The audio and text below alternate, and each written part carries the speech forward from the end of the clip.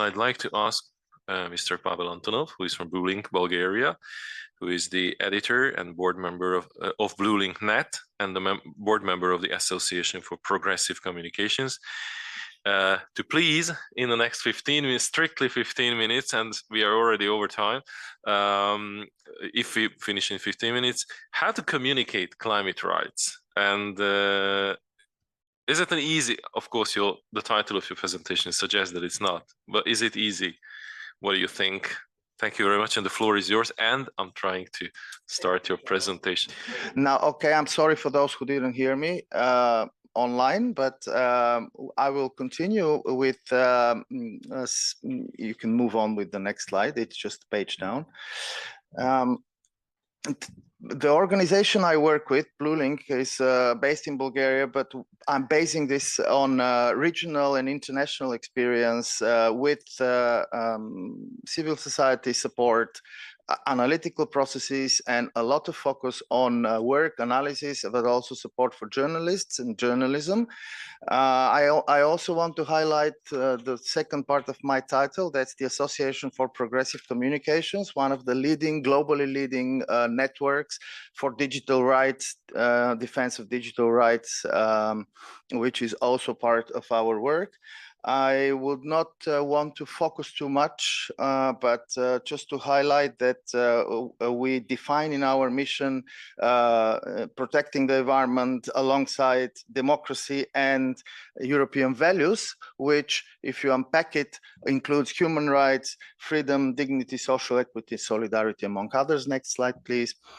We have done a lot of research and analysis over the past years, how these rights connect. And you already heard my colleague Plamen Pev in the beginning, who was focusing on the topic of this particular conference, but we have looked at issues like social rights and environmental policies and human rights and environmental policies.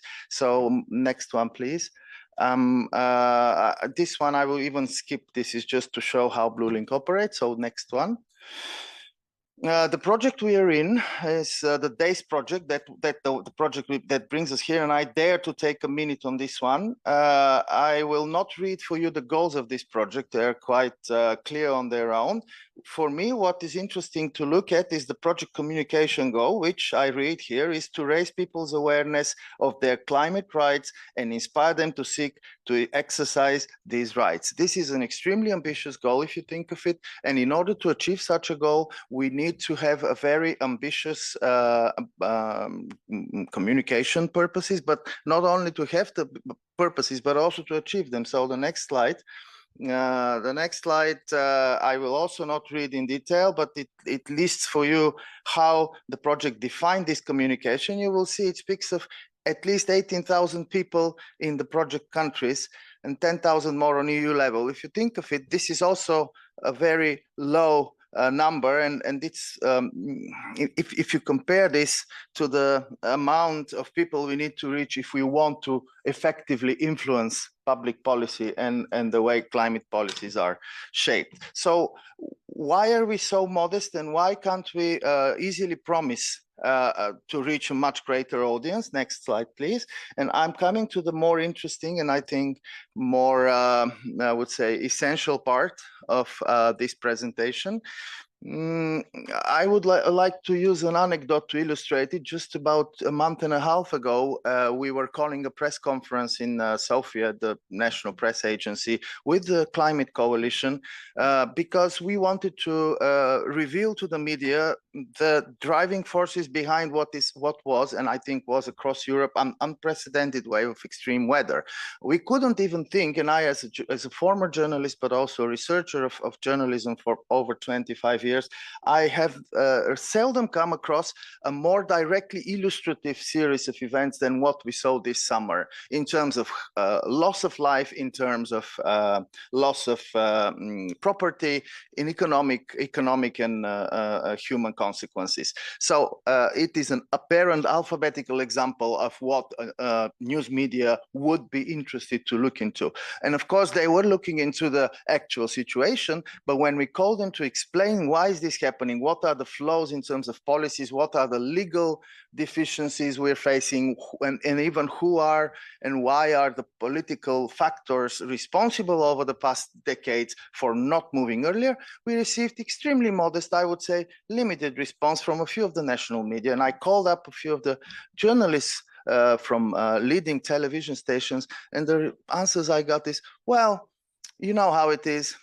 It's not our topic. And it's not our topic in the moment when it's happening is, again, an illustration of the problem we are facing. Now, I'm talking first about the journalistic field here, and in a bit more analytical way, based also on my personal dissertation at the Open University in the past and all the analysis work.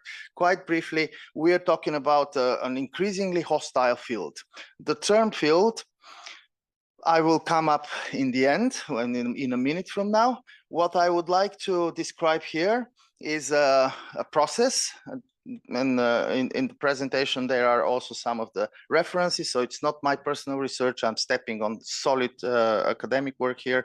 That the Anglo-American journalism, which dominates the Western style of journalism for the past decades, has moved significantly into the direction of market overregulation, individualism. Basically, the topic of making money has turned to be the most important and driving interest factor.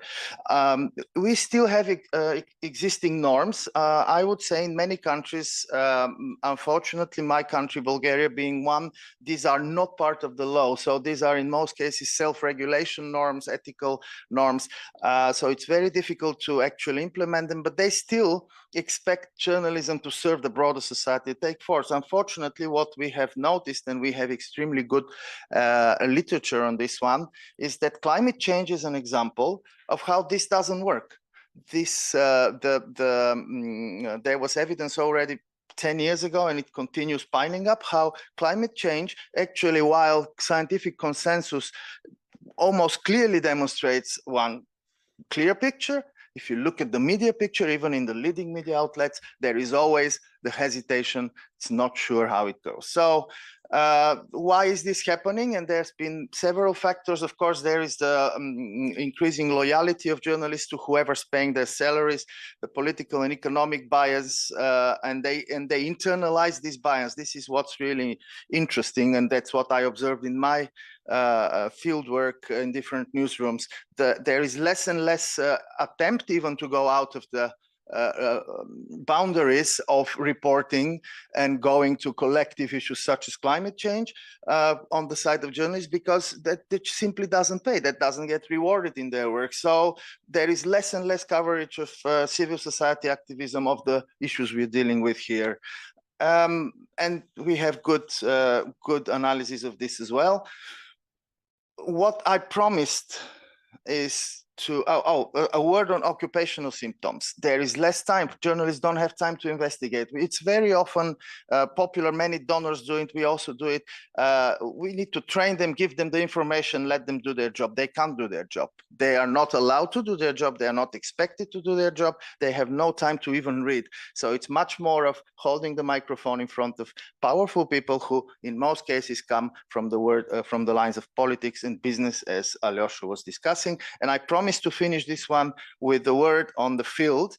It's a remarkable and visionary definition given in 1998 by Pierre Bourdieu, one of the big names, I would say the greatest names in sociological science, when he explained that in his observation, the journalistic field has left long ago this traditional role which many still expect, even academically, but also in practical life, that they would inform, they would take different sides. That's gone. The journalistic field has formed itself as a field with its own vested interest, and it's pursuing it. So we don't even expect journalists to actually go to our press events, to our meetings and hold the line, because their superiors do not want this to be covered. They simply have. Next slide, please. And what is a logical outcome? We live in the era of internet. We are so free. We have the social networks, we have the Facebook and so on.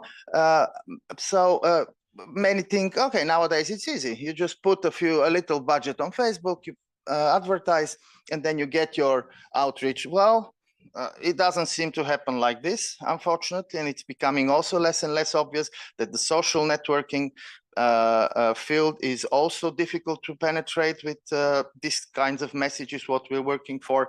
I'm skipping even the digital divide as a traditional limiting factor because not everyone's online, but I'm talking about algorithmic bias, something that's been established over the years, and it proves that the way these systems are designed is also to encourage economic profit. So therefore, if there have been many experiments with this one, if you just expose an anonymous user or a new user to social networking conditions, very soon the information that starts coming is contrarian, it is non-scientific, it is inflicting divisions and mistrust, and this is a very important limiting factor for any climate movement, because you hear all these climate cases we're talking about, they all based on the fact that as societies we want to defend the collective interest and we have something to share, even vis-a-vis our future generations. But what we have here is absolutely mechanical, I would say automated undermining of this concept, and the impact of these social networks is very often putting people against each other over really minor things. Divisive forces apply. The troll factor is in the times of digital warfare is also something I will skip because everyone is aware of these negative consequences. And I would also say in many countries all over the world, we do not have, the internet was one of the fields which did not come from properly regulated national environments as many other fields. So over the past 20 years, we have been part of a process whereby governments, the United Nations and corporations are trying to create some sort of a regulative field, but the resistance against this is very big. So in fact, in many cases, the big corporations such as Facebook, and this picture here I'm showing you is our latest study, what we try to establish is why are activist content, why is activist content so often taken offline or suppressed by Facebook, and we came up to the understanding that this is again a result not necessarily of some personal intention, some evil spirit. It is accumulated because that is part of the mechanism of this artificial intelligence that drives the mechanisms of social networks. So it's becoming less and less difficult for us. Oh, that's just one last word. Whenever we try to advertise and put some little money, it's also not possible anymore because companies like Meta and others, under the guise of trying to protect and decrease hate speech, have actually introduced limitations on political and social speech, which are much greater, and that affects exactly our work. So we can't even use their paid formats anymore, while companies and corporations are absolutely welcome to do. And with this, I'm moving on to concluding. What do we do and what did we do as part of this project? And the vision of BlueLink is very much implemented into this project and other work we're doing, but we're trying to resist. In a way, we treat good old school journalism as protected and endangered species, because that's what is the reality. Unfortunately, not only in Eastern Europe, there is less and less of vitality in the independent journalism field. So we try to work with them. We try to offer them capacity building, but also stick with them after the process, because this is often a mistake many donors and technical support organizations do. We need to stay with these people and create for them a safe environment within their newsrooms, which allows them to do there and to perform their duty. And can I see the next one, please? Yeah, this is a picture from our workshop we did in Vienna in February. And I must say, I feel quite glad and happy with the work that Justice and Environment is doing. I think the last slide is my, okay, the next one. The next one is my thank you very much slide. And I'm sure that I kept the time. Thank you very much, everyone.